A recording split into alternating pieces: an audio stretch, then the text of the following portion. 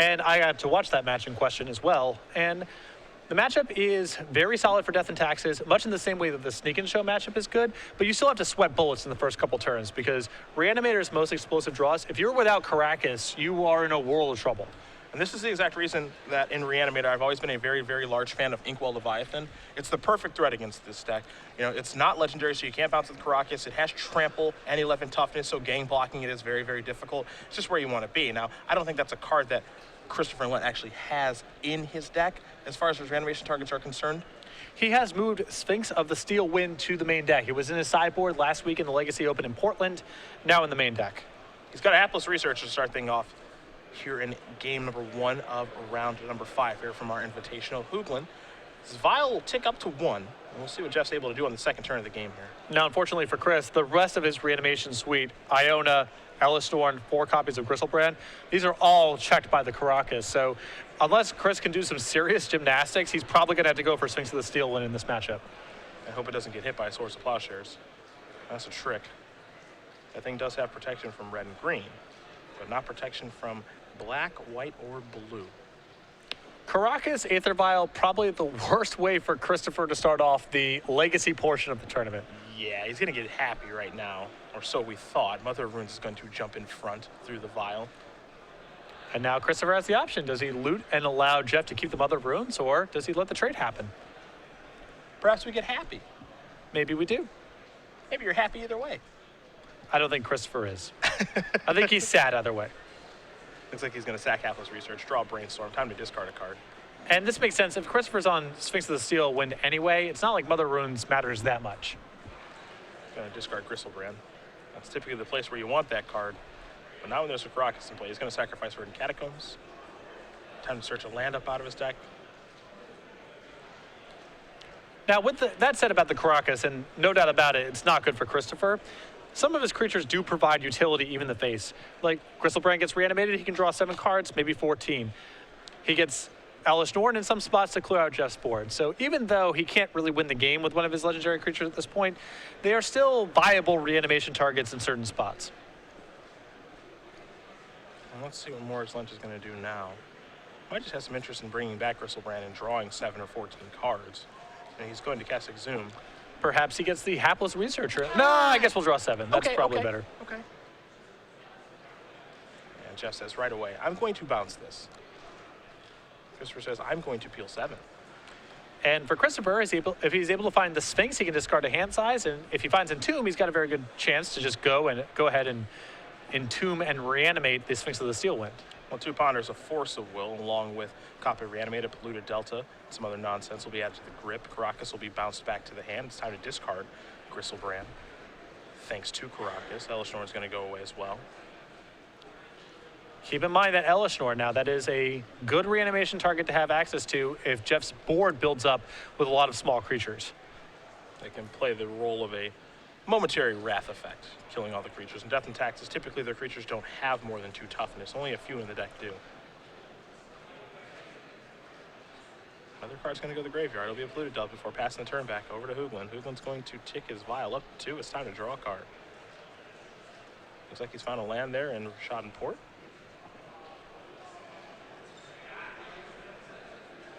Let's see if it's time for him to deploy any spells or perhaps go porting. Oh, Mother of Runes.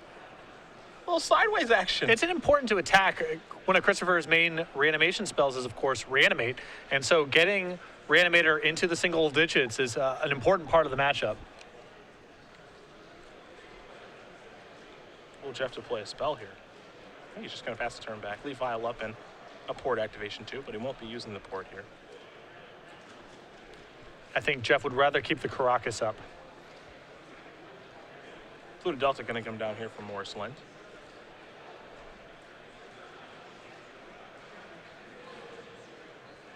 He will tap a Swamp. This looks like it may be an Entomb, and it is. So it's time to go searching here, perhaps.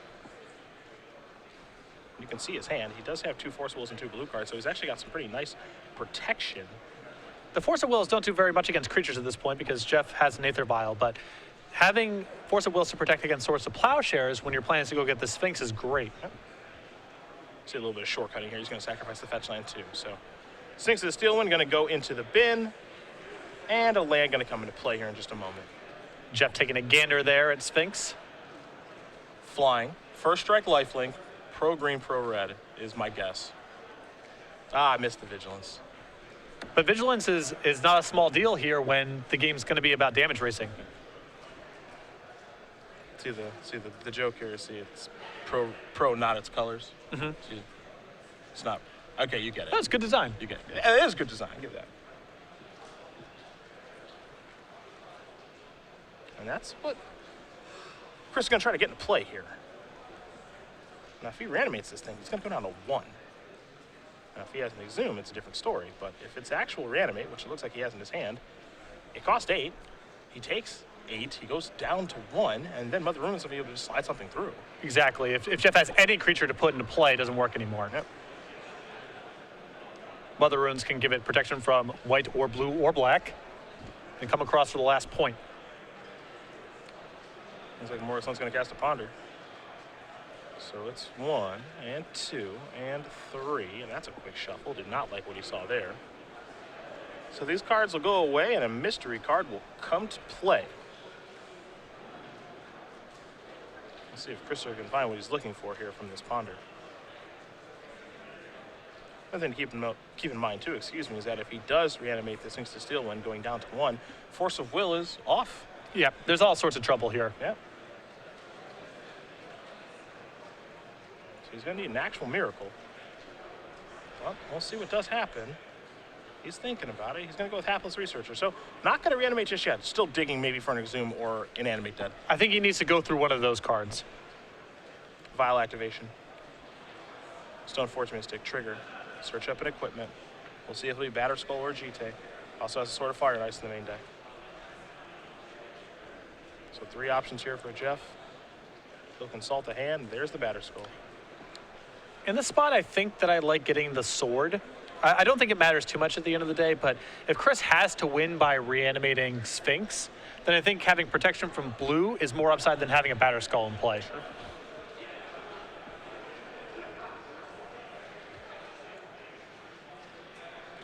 Vial is going to stay at 2, it looks like. It's going to 3. That's Flickerwist territory. Also 2 copies of Ramaz here. And a Mangara of Horrendal. Going back to the old school. I haven't seen one of those in quite a while. Entomb the draw.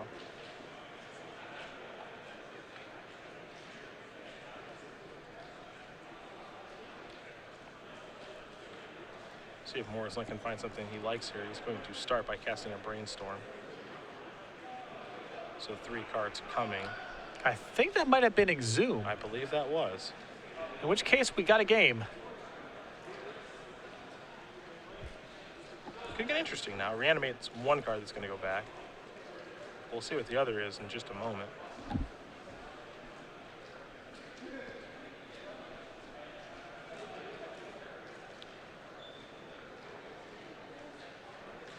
And as Sphinx of the Steel Wind gets into play, this is another spot where it may matter that Chris also has access to his Elish Norn. Yep. Because even in the most optimistic scenario, he'll gain some life, and then reanimating the Elish Norn becomes a viable play again. That's cut off for the time being. Exhume's on the stack now. Sphinx of the Steel Wind comes back here for Chris. Jeff, nothing to return. And Jeff, of course, does have the ability to put a Batter Skull into play now if he'd like. But that's one of what is likely many options here for Hoogland. Source of Plowshares is going to go after the Sphinx of the Steel Wind. Force of Will removing a day says absolutely not. Yeah, cannot fight over that fast enough. Vial. There's Bramaz. Some of the honest nature of Death and Taxes. Oh, there. yeah. Caracas the draw here for Jeff. Bramaz, comma, king of honest magic. How about Swords? Sacrifice.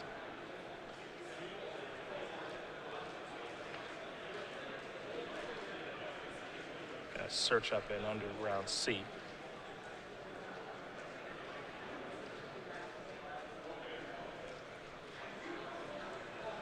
It's another attempt at the powerful move as well. If that thing's able to get the Sphinx off the table, it's basically game over. I think it's going to be hard for Chris to win. Yeah. He will be without reanimation targets that are non-legendary, since Swords of Plowshares exiles, and then the Caracas mops up anything else he can do. He does have a Force of Will, but he's without a blue card. We have to get happy. Come on, happy. Sad. Unhappy.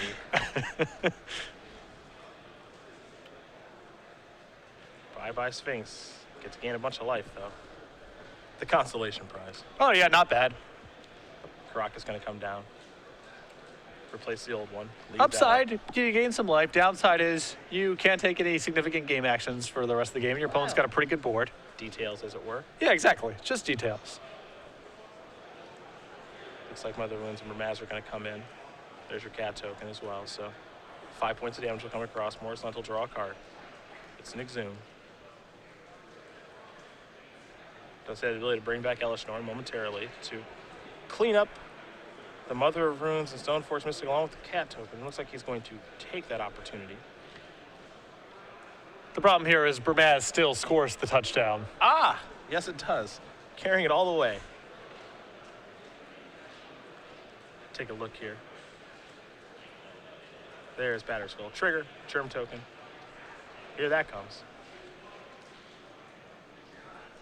Elish Norn's going to come back, clean that stuff up. But I have a feeling we are going to see a Caracas activation in just a second. I like that play quite a bit. Jeff sees it. This will be an attack here for it looks to be 8 points of damage, and that's going to do it. Jeff Hoogland's going to win game number 1 here over Christopher Morris Lent. Death and Taxes up a game over Reanimator. It looks to be a favorable matchup here for Death and Taxes, but we will turn our attention to the sideboard, and you have the Reanimator 1 in front of you. 2 copies, a Pithy Needle, an Echoing Truth, a Tidespread Tyrant, an Inkwell Leviathan, 2 Thoughtseize, 2 Massacre, 2 Spell Pierce, 3 Abrupt Decay, 1 copy of Jin Cataxis. Really like bringing in the Needles for Aether Vial, Caracas, a number of creatures with activated abilities. 2 copies of Massacre can be awesome in this matchup. Now, part of the problem is Death and Taxes doesn't always cooperate. They can operate a lot off of non-planes. So there's no guarantee you get the alternate casting cost, but Massacre, probably Christopher's best card in the sideboard. I think the Abrupt Decays are probably a little bit, too narrow for this kind of matchup. I don't know if Chris can make room for Pithy Needles and Massacres on top of Abrupt Decays.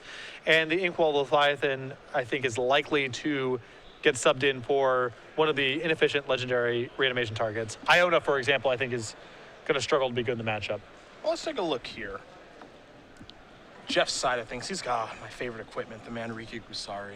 Oh, that's a delight. 2 copies of Containment Priest will make things difficult, as will 2 copies of Rest in Peace, 2 Absolute Law, 2 Ratchet Bomb, 2 copies of the Storm Candace, 2 Council of Judgment, and 2 copies of Cataclysm. So some very obvious and good options here. So the 2 copies of Containment Priest and the 2 copies of Rest in Peace, those are easy cards to bring in. Yes. And I think the 2 copies of Council's Judgment is also fine. Yes, the Reanimator deck can get a Gristlebrand to play and draw a bunch of cards, but they don't always find their Force of Wills. And just more answers for stuff, especially Shroud targets that Chris might be boarding in, I think is good for Jeff here. No, I like the options here a lot for Jeff, and I think his Game 1 matchup is already pretty good. I think things get a little better after sideboard. It's a funny nature about Legacy. You would expect the combo deck to roll over the mono-white creature deck, but there's enough powerful disruptive elements in Jeff's deck on top of a fast clock where he can have a positive matchup against a deck as powerful as Reanimator. One player's going to shuffle for game number 2. And while we wait, we will talk about The Complete Commander by Benny Smith, an unofficial guide to an awesome format. Yes, if you enjoy the open-ended expression of creativity that Commander provides you, then Benny Smith's book will be a very valuable guide and an entertaining reading piece. You can go over to starcgames.com/complete-commander to get the updated version. Now updated with Commander 2014. I imagine we'll have updates as we do go, as more Commander products do come out, as that is a thing now, which is actually pretty sweet. Yeah, I love that Wizards is making these boutique products that allow them to add content for formats like Legacy, like Commander, that might have some rough implications if they were printed for a standard legal set, but in the confines of Commander products and those sort of ancillary releases, can add content to the format. And between that and the updates to Next Level Magic, got some new updated products here at Star City Games. If you enjoy reading about Magic, and if you frequent StarCityGames.com, I would assume that you do. Yes. A lot of really awesome stuff coming down the pipeline. I was actually talking with Mr. Chapin last round, and I was curious if maybe there would be an update to The Gathering coming soon. And without spoiling anything, it looks to be The answer may be yes. A remastered edition of the hit CD. I'm gonna blow up his spot a little bit right here. You know what Chapin asked me about on air? What's that? Apparently he's closing in on wrapping that up. If I want to come in and be a guest, if I want to be a guest and cut a track with him. He offered me that as well. So I guess he's just offering that to anyone. No one special. I don't know. Or maybe we're special. Yeah, I think so. Bang. There it is. Or what we could do is we could just make a trap and just cut Chapin out. Do you want to make a Chapin diss track? Yeah, we could be like Destiny's Child. Just Beyonce, cut you right out. Take all the money. Wow, that's a bold move. And then eventually I'll cut you out. We shouldn't have brought this up on air because No? now our whole spot's blown up. Oh, okay. Okay. Wow, is that compelling? Cut you out. Destiny's Child, singular. Ever heard of it? We'll call it The Leaving. It'll be. Get it? See, because we're not gathering. Yeah, We're leaving. We left. See, that's the name. That's the name. It's copyrighted too, so don't say it. Here's more select going to play Hapless Researcher. Here's some plays from Jeff before passing the turns back. Iona the draw. Much more innocuous start for Jeff this game. Yeah, his start last game was about as good as it can get from Death and Taxes, honestly. And this game, he's opening up with perhaps the least threatening start in the history of constructed Magic. Turn Wow. 1, basic planes, it's your turn. Yep. I can only hope for another Plains than Nev Meadow Green, but it seems rather unlikely. Christopher going to sacrifice his Verdant Catacombs, dig a land out of his deck. We'll see if he goes basic or non-basic here. Do you think that basic Plains is the most honest, or is basic Forest? Planes, because green decks can generate extra mana and do some cheaty things. Okay, all right. There's probably never been a mono white deck as unfair as, say, Tooth and Nail, Yeah, it's probably true. It's probably true. or various elf ball strategies over the Sure. years. I like to call it Tooth and Fail, since I never drew Tooth and Nail. Some people with the basic planes, he's probably saying, you know, I may or may not interact with your permanents. I may or may not attack you. Iona has been discarded. Exhume has been cast. This is, in the business of what I like to call a good draw. So I am skeptical of Iona in the matchup because, of course, it's vulnerable to Caracas. And if Jeff has an Aether Vial, it may not amount to much anyway. But in spots like this, it can be really powerful. Though I think Jeff just might have drawn Caracas. So, That's correct. you know. They do play 3.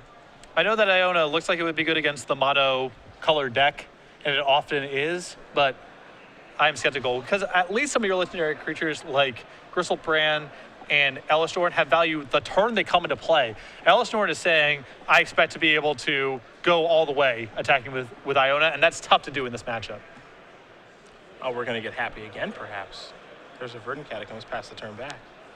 Notably, Hapless Researcher, non-legendary. True. So he can continue to build up his board in the face of this Caracas. It's the small things. Gotta start somewhere, You you know? do. He's at 19. Turn later, he could be at 18.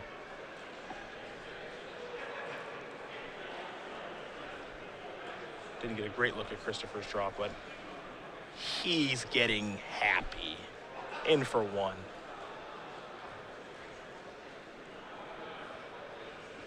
Jeff taking a look at his hand. Not sure what he has here, but he'll need a flash creature, I suppose. He has one in Containment Priest. Another really good one in this matchup. Now, it still may not even necessarily be worth a counter. I don't know if Chris has a second blue card to go along with his Force of Will, No, he does not.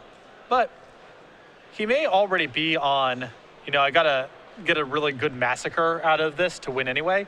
In which case, there's something to be said for, yeah, just let things kind of build up a little bit. Looks like he's going to pick a fight over this, but given that Caracas is in play and he's not really close to reanimating something of substance anyway, I don't know. I think I might prefer to keep the Brainstorm. There we go. Discards the Iona to Hapless Researcher, then cast Force of Will. And now he's going to cast Entomb as well. So fair enough. He's got some fight in him. Jeff's just got so many annoying, cheap cards. You know, and Chris only has so many Force of Wills. I have to imagine he's going for Sphinx of the Steel Wind. The exchange that turn, for those of you who are just catching up, his Containment Priest was cast in response.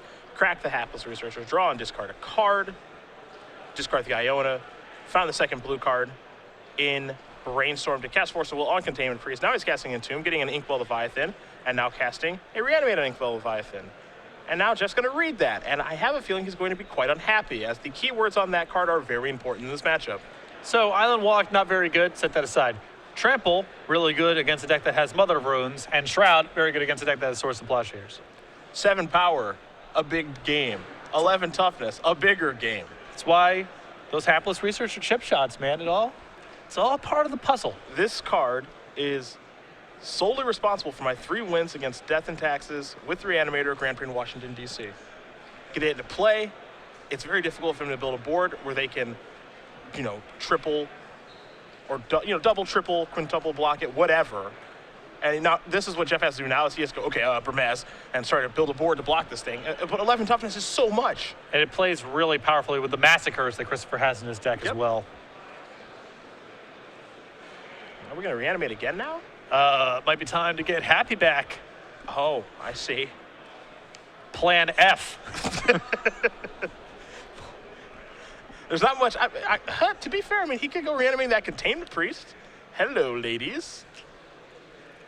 Reanimate is both graveyards. We will see.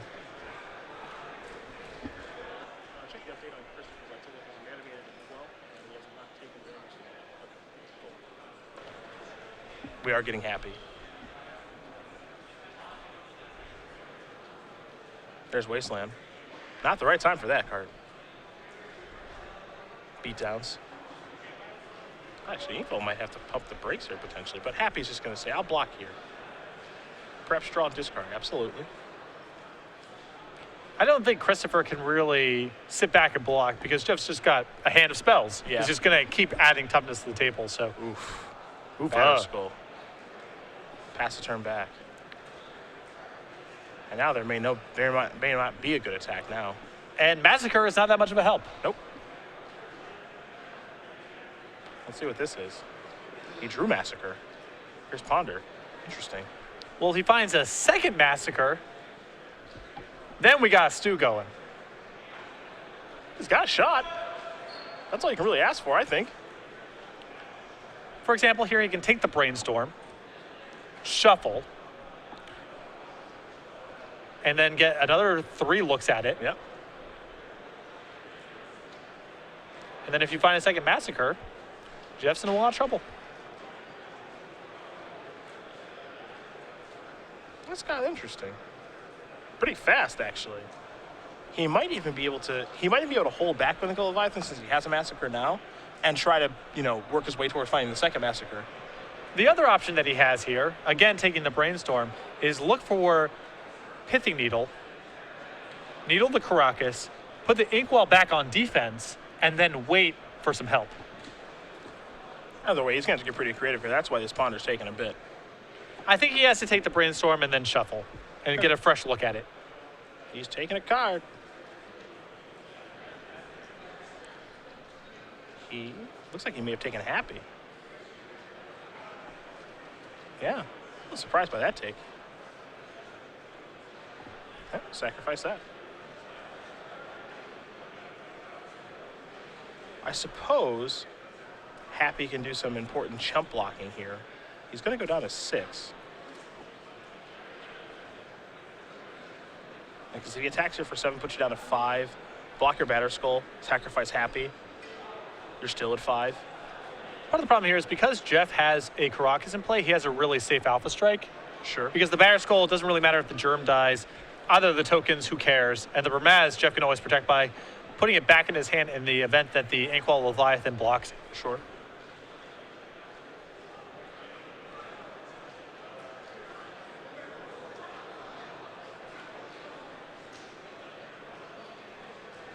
Yeah, I think you gotta cast something. If you're taking Hapless Researcher, I think you're casting Hapless Researcher. Well, the problem is that Chris may not be in a position to loot this turn because there's no way his hand can improve.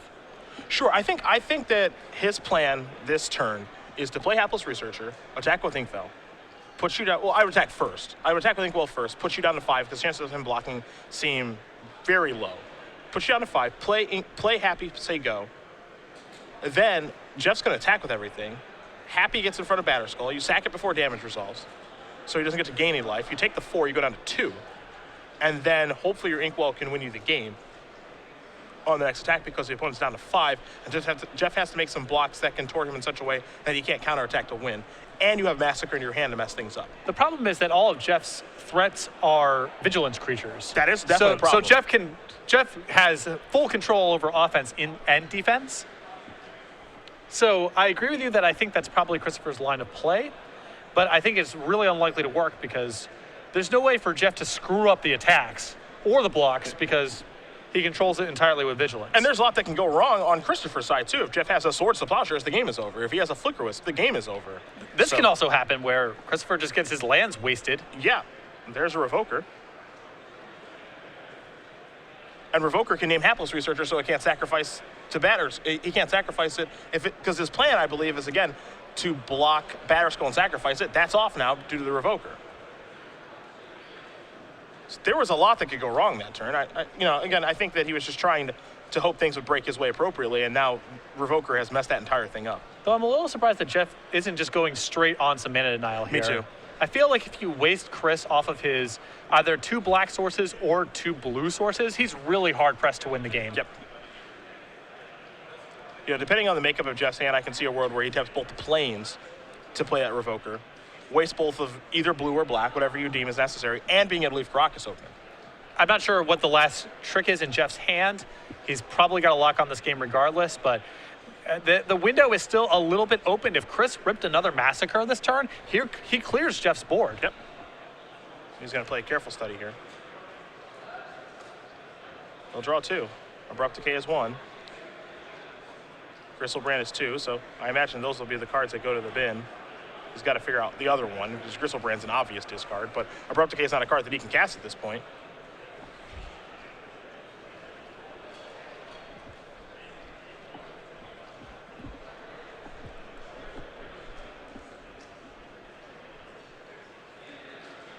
Oh, there goes the Decay. Yeah, and at this point, attacking with Inkwell is cool and everything, but it's not even a lethal attack. He's a 9. You still have the hope here that Jeff says, okay, I'll block with some stuff. If the Bramaz and the Batterskull somehow get involved in combat, I got a little bit of a game. then it's worth at least making the attack. Put it out there. Yeah, make him think about it. If you're dead, there's no reason not to. Okay, blocked. Fair enough. Okay. I mean, you're not wrong. There's no reason not to. No reason not to. Yep. There is a block there that Jeff can make that screws him up. Yep, that's going to do it. Jeff Hoogland's going to win this match here over Christopher Morris-Lent. 2-0. Death and Taxes takes down Reanimator, and for Jeff, number 12 on our Open Series leaderboard, he moves on to 5-0. So for those here in attendance, your Dylan Donigans or Andrew Tenchums who are hoping to have a bad weekend, I'm afraid I've got some bad news. May already lock up a berth into day 2. Now that doesn't necessarily translate into a top 64 finish, but for the players who were hoping for a disaster,